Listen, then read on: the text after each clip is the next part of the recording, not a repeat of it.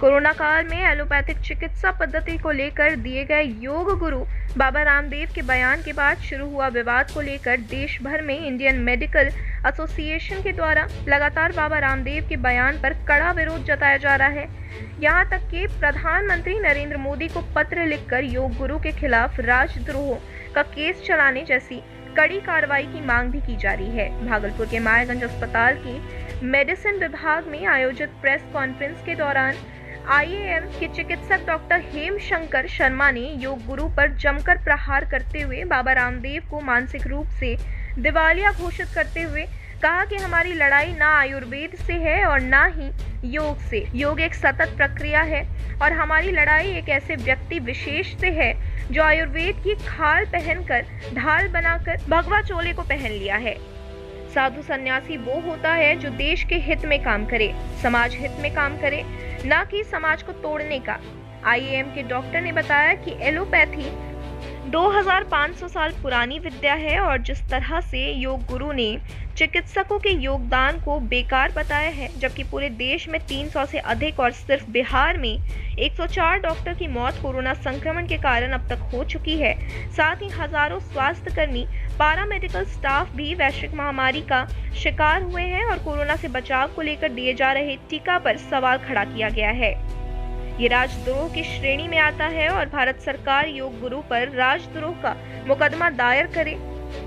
वहीं डॉक्टर हेमशंकर शर्मा ने बाबा रामदेव के द्वारा कोरोना से बचाव के लिए इजाद की गई उनकी दवा पर कटाक्ष करते हुए कहा कि अगर संक्रमण से बचाव के लिए उनकी दवा कारगर होती तो 50 से अधिक उनके संस्थान में काम करने वाले लोग और एक उच्च पद पर कार्यरत अधिकारी की मौत नहीं होती। आईएएम के प्रेस कॉन्फ्रेंस के दौरान कई चिकित्सक मौजूद थे। हम आपको बता दें कि विवाद बढ़ा तो बाबा ने तुरंत सफाई भी दे डाली, लेकिन केंद्रीय स्वास्थ्य मंत्री डॉक्टर हर्षवर्धन ने बाबा रामदेव को तल्ख पत्र लिख उनकी सफाई को नाकाफी बताकर कड़ी नाराजगी जाहिर की है।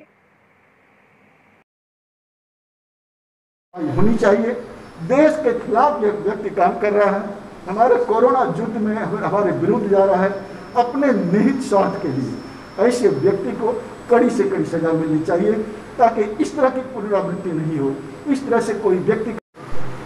हमारे उपस्थित सारे एपीआई के माननीय सदस्यगण, चेयरपर्सन डॉक्टर राजकमल चौधरी जी, हमारे नेशनल फोरम के डॉक्टर डीपी सिंह साहब, मेडिसिन के विभागाध्यक्ष डॉक्टर विनय कुमार, हमारे अन्य सहयोगी। हो सकता है कि छठ के बाद एक दूसरी लहर आ जाए, जिस तरह से होली के बाद दूसरी लहर आई और कितने लोगों को हम लोगों ने प्रिय को खोया।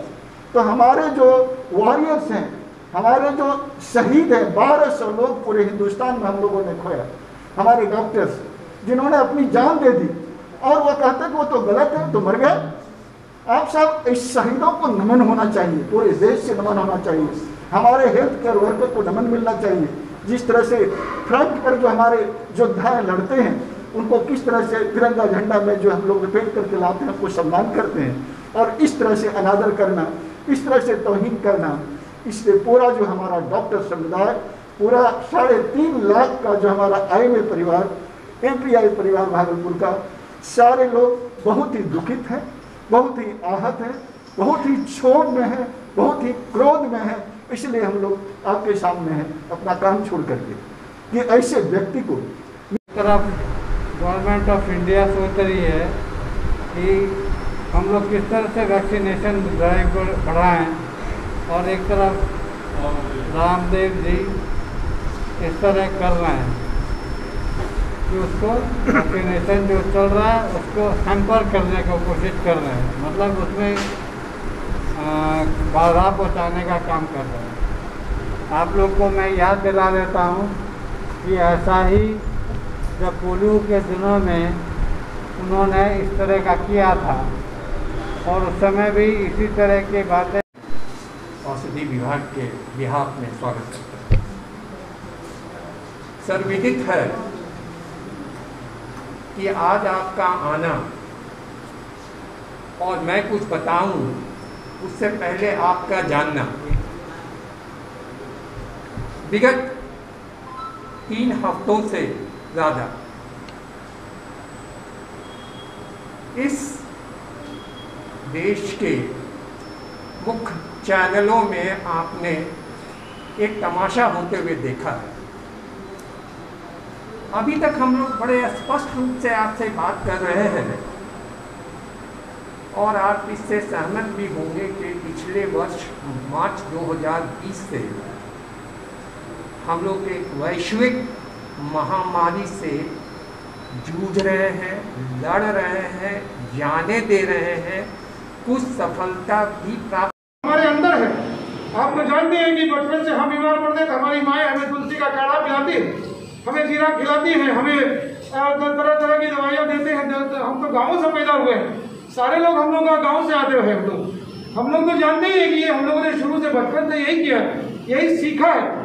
योग एक सतत प्रक्रिया है, न योग से लड़ाई है, न आयुर्वेद से है, ये तो हमारे अंदर रचा बसा हुआ है। एक व्यक्ति विशेष से है जो आयुर्वेद की खाल पहन के ढाल बनाकर एक चोगा पहन लिया है उसने भगवान का, और व्यक्ति विशेष को आप अपने तरफ मोड़ने की कोशिश कर रहा है। कल को हम भी चोगा पहन सकते हैं, लेकिन ऐसा कार्य नहीं करना चाहिए। साधु सन्यासी वो होता है जब देश हित में बात करे, समाज हित में बात करे और इन सबसे इतर अलग होकर बात करे, वो बात करे जिससे समाज आगे जा सके, समाज एकजुट हो, समाज मिलकर दिखा सके अपना पक्ष कि हम लोग इस लड़ाई में एक साथ खड़े हैं। आप भी जो निकल रहे हैं, आप भी जो आ रहे हैं, सब लोग हमारे साथ खड़े हैं। मैं अब चाहूँगा हमारे वैक्सीनेशन की वजह से होगा, और लोगों के बीच में भ्रम फैलाने के लिए वो उल जलूल बातें कर रहे हैं, और इन उल जलूल बातों से कुछ लोग प्रभावित भी हो जा रहे हैं, क्योंकि वो घर घर की टीवी से सो कॉल्ड योगा के थ्रू घुसे हुए हैं। योग भी कोई उनका दायित्व तो नहीं बनता है, महर्षि पतंजलि का योग है, तो योग किसी का अपना कोई कॉपीराइट नहीं है। हम लोग सब लोग योगा करते आए हैं। हमारे बगल में मुंगेर में स्वामी निरंजनानंद जी के द्वारा, स्वामी सत्यानंद जी के द्वारा योग का विद्यालय चला गया है। दक्षिण भारत में कई योग की यूनिवर्सिटीज चल रही हैं, सबकी इज्जतें हैं, हम लोग सब पर भरोसा करते हैं। लेकिन एक व्यक्ति विशेष जो अपने व्यापार के सिलसिले में योग को सामने दिखाते हुए आयुर्वेद की जो विद्या है उसको ढाल बनाते हुए गलत तरीके से हम लोगों के मॉडर्न मेडिसिन सिस्टम पर जो आक्षेप कर रहा है वो गलत है। हम लोग इसकी भर्त्सना करते हैं। और जो सरकारी कार्यक्रम हमारा है, जो देश हित में, जनहित में, विश्व के हित में है, वैक्सीनेशन ड्राइव, उसके अगेंस्ट में बातें करता है। ऐसे व्यक्ति को देश इस काल में किसी भी संवैधानिक नियमों के तहत इस तरह की बातें रखने का कोई अधिकार नहीं है कि हम देश हित के विरुद्ध बात करें, जनमानस के हित के विरुद्ध बात करें और जनता से उलट जाकर हम लोग बातें करें। ये बिल्कुल ही गलत बात है। हम लोगों ने आज निर्णय लिया यहाँ से, हम लोग इस पर बहुत ही दुख, खेद, क्रोध, क्षोभ व्यक्त करते हैं और कहते हैं कि भाई आयुर्वेद को लड़ाना नहीं है, लेकिन आप जो गलत प्रक्रिया अपना रहे हैं बाबा रामदेव जी, आप उससे अपनी बातों को वापस लीजिए। आपको आगे बढ़कर आना चाहिए वैक्सीनेशन के लिए और हमारे साथ खड़े होना चाहिए। इससे उलट आप जनता को बरगला रहे हैं। कहते हैं, आज का भी स्टेटमेंट मैंने देखा है, नहीं मैं तो योग करता हूँ, मुझे कहाँ कोरोना हो रहा है। अरे भाई, आपको एक व्यक्ति को नहीं हुआ, लेकिन आपके समाज में ही, आपके हरिद्वार आश्रम में ही 50 लोगों को हो गया। ये कौन सी बात है? आप गलत आक्षेप, गलत तरीके से ये वैमनस्य की भावना फैला रहे हैं मॉडर्न मेडिसिन को नीचा दिखाने के लिए। ये बिल्कुल ही गलत है। मैं आपको कहूँगा इस तरह की बातें न करें। ये ऑलमोस्ट एंटी नेशनल बात आप कर रहे हैं कि आप वैक्सीनेशन के खिलाफ बात कर रहे हैं। ये बातें उचित नहीं है। तो हैं और शायद इसमें सिर्फ एक ही विद्या का रोल है। वो अपनी लड़ाई को, अपनी व्यक्तिगत जो उनका स्वार्थ है दवाइयाँ बेचने का, वो एक तो एक व्यापारी हैं, वो अपने व्यापार को सिद्ध करने के लिए एक चिकित्सक वर्ग को बदनाम कर रहे हैं। इन चिकित्सकों ने आपके लिए क्या किया है ये सारे लोग जानते हैं, इसमें उनसे जानने की आवश्यकता नहीं है। वो सज्जन इस लड़ाई को एलोपैथी बनाम आयुर्वेद करना चाहते हैं। ये एक निहायत ही बेवकूफ़ाना बात है। हम लोग जानते हैं कि भारतवर्ष आयुर्वेद के मामले में बहुत ही अग्रणी रहा है। हम लोग सारे लोग किसी न किसी रूप में आयुर्वेद को बिल्कुल मानते हैं, पूरी तौर पे मानते हैं। विद्याएं अलग अलग हो सकती है, आयुर्वेद हो, होम्योपैथ हो, यूनानी हो, कई विद्याएं हैं। इनको हम लोग अदर सिस्टम्स ऑफ मेडिसिन कहते हैं, सबकी इज्जत करते हैं। हमारी अपनी भी विद्या है, हम अपनी विद्या पर चलते हैं।